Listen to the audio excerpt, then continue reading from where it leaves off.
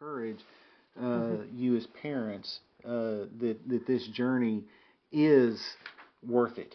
Yeah, and it is a journey. And it is a journey.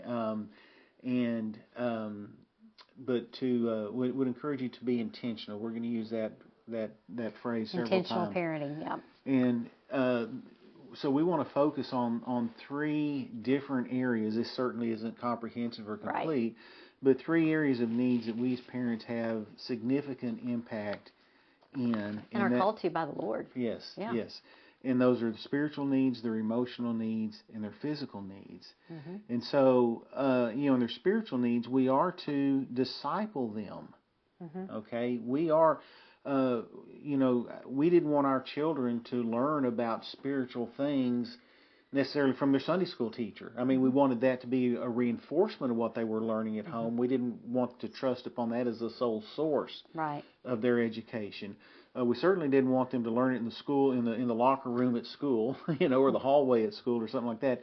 We wanted to be the ones that would teach them the biblical truths. And Tammy's mentioned Deuteronomy 6 before. It says, commit yourself wholeheartedly to the commands I give you. Repeat them again and again and again to your children. Mm-hmm. And it's not just repeat. It's not just, beating it into their heads. There's got to be a relationship there. Right. Okay? They have to see our relationship with one another. Mm-hmm. They have to see our relationship with the Lord. And they have to know that we love them as we teach them these truths. We have to model them and show them these truths. And so, as far as intentional parenting, it's just got to be a priority. Mm-hmm. We wanted to make spending time with our kids a priority over the other things. Now, certainly, I had to get up and go to work every day. We had commitments that we had to honor, but when it came time to discretional activities, we wanted to make sure that time was spent with the kids as much as possible. So instead of going golf every weekend or whatever. Personal hobbies, gaming.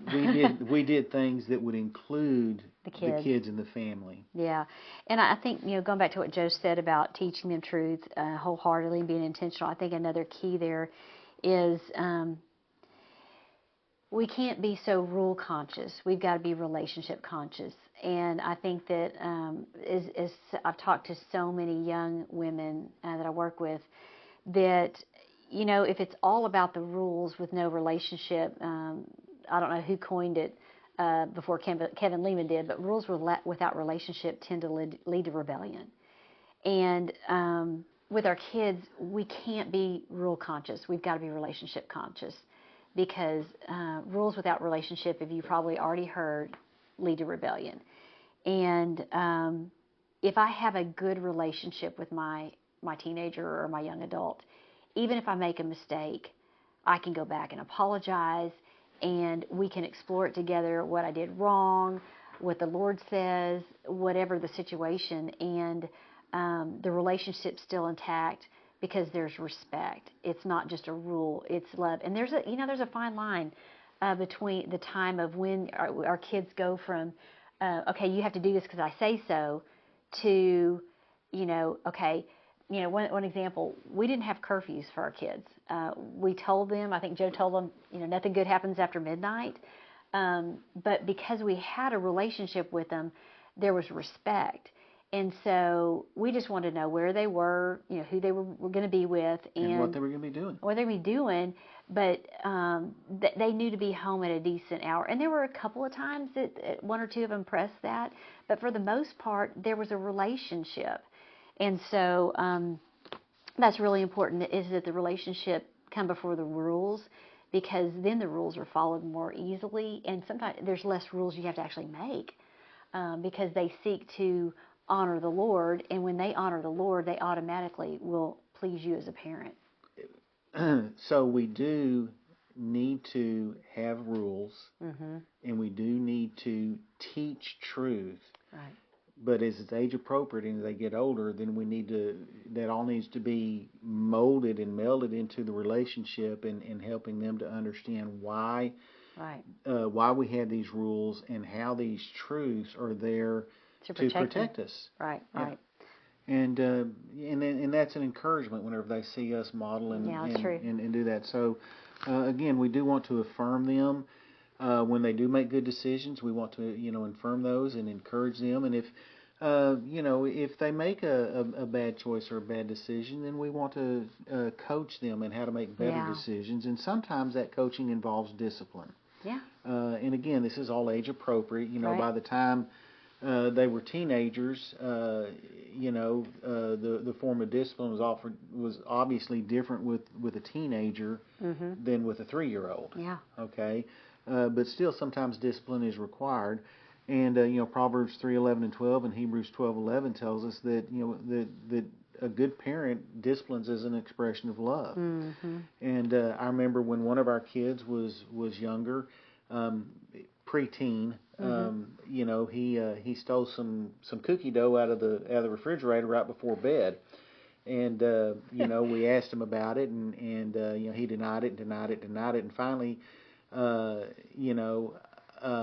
forget the exact terminology, but he finally came clean, and I said, well, you need to make a decision because the Bible tells us that Satan is the father of lies.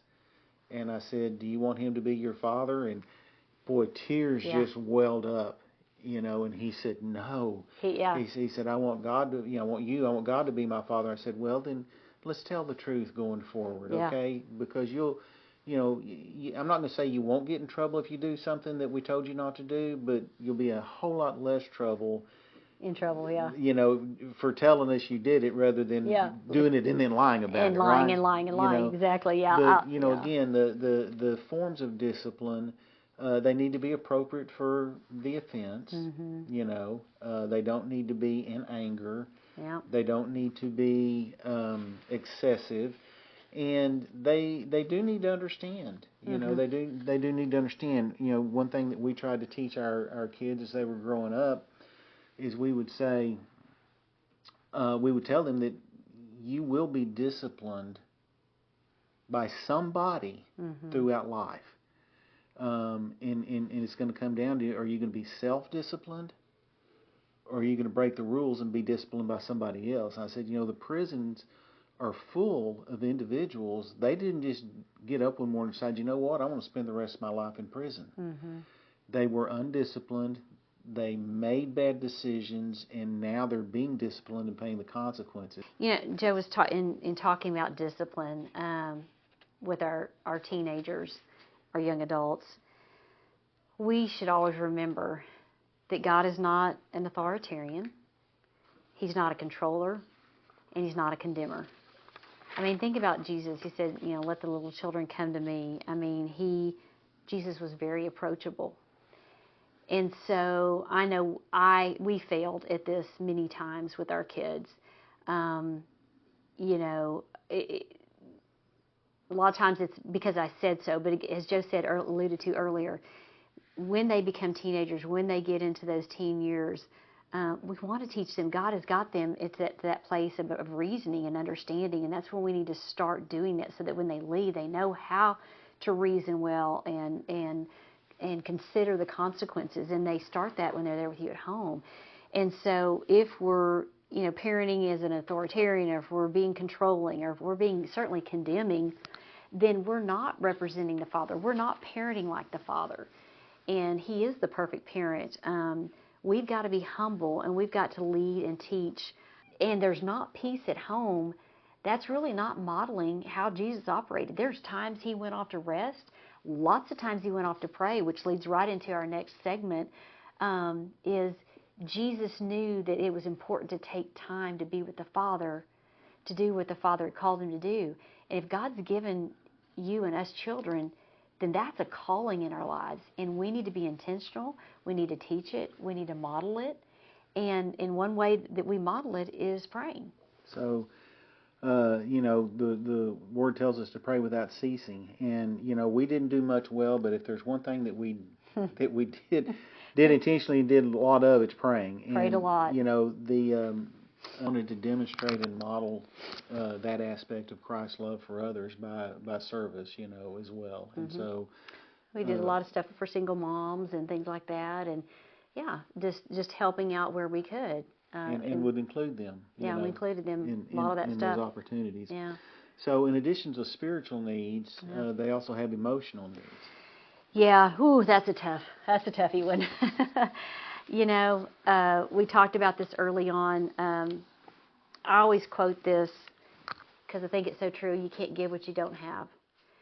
And if I am not receiving the love of the Father because of unforgiveness, bitterness, sin in my life, it is very difficult for me to love my kids well when I'm not receiving my Father's love. So that old saying is you can't give what you don't have is very true. And so loving them looks like so many different things. There are times when they need, as teenagers, hugs, and there's times they need you to leave them alone. And the cool thing about this is that when we leave them alone, that gives them an opportunity to wrestle with God. Not always do they do it, but there's just sometimes they need to process it without you. And I failed at that a lot of times. And so if I could just encourage you, especially boys, I grew up with two other sisters. There were three girls. I'd never been around boys, and I had to apologize to my oldest son. It's like I didn't have brothers. My dad worked all the time. I didn't even know what it was like to be around a boy. I didn't have a boyfriend, and I really did apologize to him. That there were times that I knew that I did not parent him well, or all three of them, but especially my oldest as I was learning. But emotionally, as far as what do they need when they need it, that goes back to prayer too. Lord, do I need to go in there and hug them? Do I need to just sit here? And maybe it's just you ask them, do you need me to just leave you alone? Or would you like me to just sit and listen? They'll tell you. They'll tell you what they need. And so that's one thing. The other thing emotionally is, we talked about this earlier, Ephesians 6:4 says, fathers, do not exasperate your children. Emotionally, they need you to support them. They are blindsided with comparison and pushing coaches and teachers and peers to find their identity in the world's ways. There's so much pressure on our kids today. The society is performance-based acceptance. Yeah.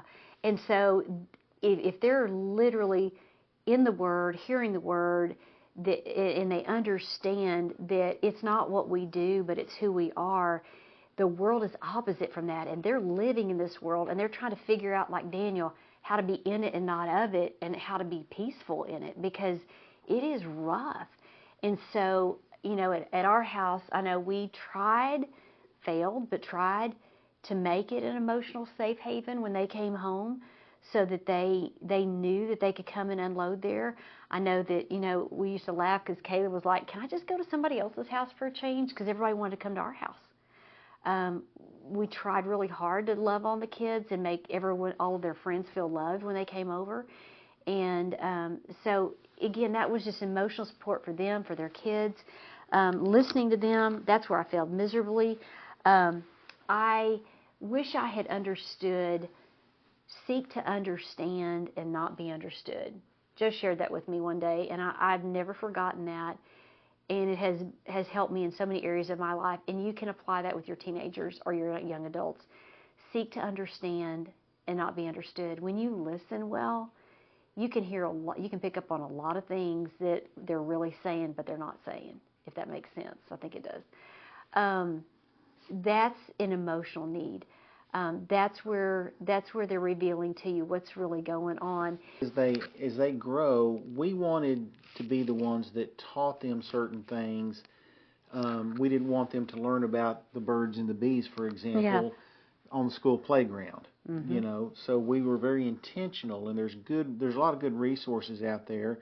And again, this is probably for prepubescent, a little bit younger teens.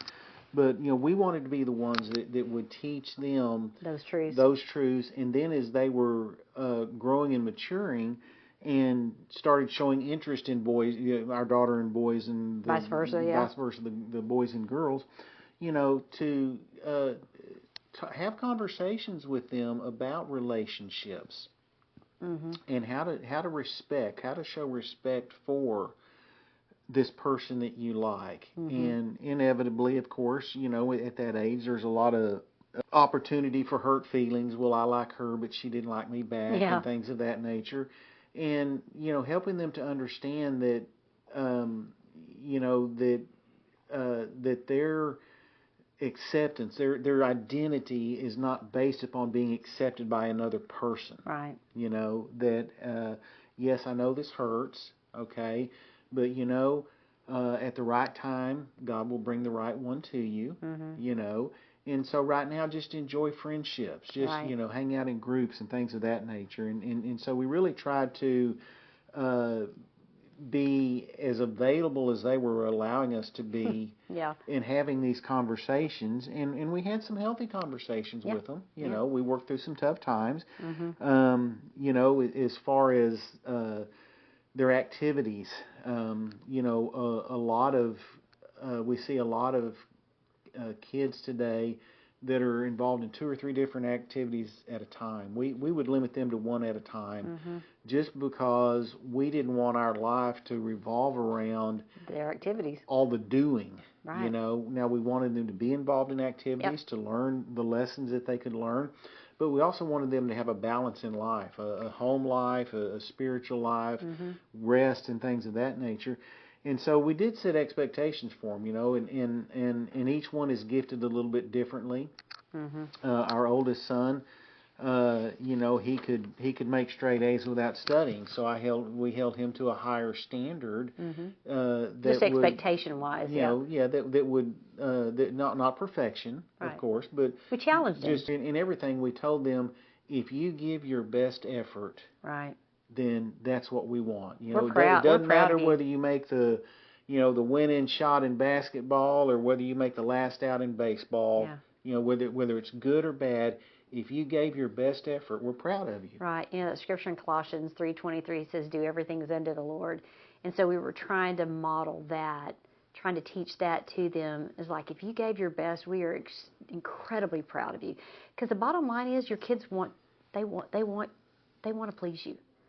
They want you to be proud of them. And so that scripture in Colossians, if they're doing it as unto the Lord, that makes them all proud. And Joe hit on a good point, is if you're running from one thing to other and your life is so chaotic and you're not teaching them to rest, what are you teaching them when they leave your home and when they go to work and they have kids and they live in that chaos and they don't have time for the Lord? You're basically modeling that the Lord isn't important. And so when it comes time for the hard things in life, if they haven't learned how to listen to the Lord, they haven't been modeled a life of prayer. If they're so busy playing every sport at the same time, doing piano and everything else, they see that to you, that those are things that are important. It's the world that's important. And God said we're not citizens of this world. We don't have one foot in the world and one foot in the Lord. We're citizens of heaven. If we embrace the ways of the world, our kids are going to fall prey to the identity that the world puts on them. As they got older and would go and spend more time with friends, a lot of time those friends had different standards. And so one thing we try to teach them is it's okay to be different. For example, we tried to help them make good choices in say movies and stuff like that. And sometimes they say, well, everybody's going to see it. And so we took a glass of water one time and we took I think it was yellow food color, but we said, okay, this is a drop of urine, and we put one drop in that glass and said, do you want to drink it? And they said, no. We said, well, it's only one drop. It's not that bad. And, the point we were trying to make is that be aware of the decisions you're making. And when you're with others, if they make a bad decision, you don't have to follow the crowd. Right. And if you ever find yourself in a situation where I need to get out of here, don't matter time of night or day, you call us with a code. I forget the code. We told them dial 611 on their phone, and that meant I'm supposed to call you. And they're looking at their phone going, I've got to call my mom right now. She said it's really important. And so we gave them an excuse. They can leave, and they said, my mom needs me right now. I've got to go. And that was their out. If they weren't strong enough to just leave on their own at that point in time, we always were their backup for them. But we wanted them to know that as Christians, we're going to look a little different sometimes. Yeah, and that's hard. And it's hard, but it's okay. And it's worth it, too. Yeah, it's really worth it. So we've talked about spiritual needs. We've talked about emotional needs. The last thing we wanted to talk on is that the Lord requires our physical needs. Oh, did you want to say? I want to make one more. Okay. Yeah. One other area under emotional needs was handling conflict. Yeah. Okay. And, handling conflict amongst peers, handling conflict with coaches or teachers sometimes. Yeah. Handling conflict with us. There was a lot more opportunity. And so we gave them, again, age appropriate, okay, if you disagree, then if you respectfully come to us and say, I don't understand, can you tell me why, whatever, we'll have a conversation. I'll listen to you. Okay. Now, I may or may not agree with you, and whatever we're saying may or may not change. Right. But if you're respectful, we'll have a conversation. And so we wanted to teach them how to handle conflict as well. Right. And, obviously that would be providing for, the roof over their head, the clothes they wear, the food they eat, the things of that nature. But beyond that, okay, it's teaching them how to be responsible in those areas. So we tried to teach them a good work ethic. We didn't just give them everything. Yeah. They did have expectations, as far as keeping their room clean or different chores around the house. As they got older, helping with the yard work and things of that nature. We made them work. We did make them work. And then getting a job and earning money. We didn't just give them money to go and spend, or we didn't give them all of the money that they wanted to go and spend, or, they all of them worked. They all worked and earned money, and learned how to be responsible. And learned how to tithe. We taught the kids how to tithe, and they would adopt, children from other countries and support them, things like that. So, physical needs is pretty simple. Like Joe said, a roof over their head, food, and what they need to survive in a healthful way.